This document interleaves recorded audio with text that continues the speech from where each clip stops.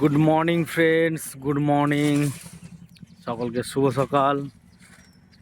তো এখন আছি রানাঘাটের কাছে, যেটাকে বলা হয় ক্যাম্প রোডের কাছে আছি, ক্যাম্প রোড।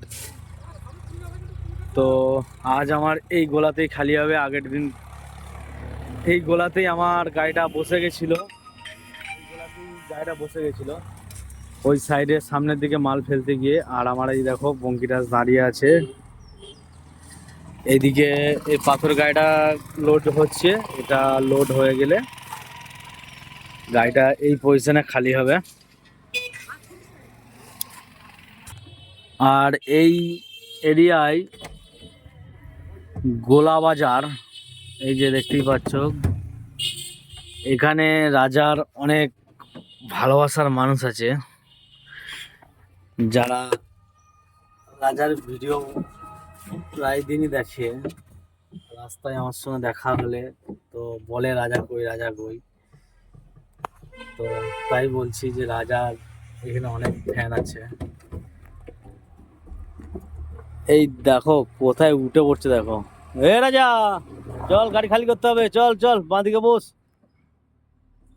আর সিটটাকে কি করছিস তুই? চল, আমি গাড়ি খালি করতে হবে। তো চলো বন্ধুরা, শেষ অবধি দেখতে থাকো। তো বন্ধুরা, এই যে দেখতেই পাচ্ছ, এই যে এই জায়গাটা গাড়িটা খালি হচ্ছে আমার। আর এখানে গাড়িটা দাঁড়িয়ে ছিল বলে এই জায়গাটায় পাথর লোড হচ্ছিল, তার জন্য গাড়িটা খালি হচ্ছিল না। আর এই জায়গাটাতেই আমি যে গাড়িটা খালি করছি। আর রাজা কেমন দালালি করছে দেখো, ওপর দিকে চারিদিকে উঠে।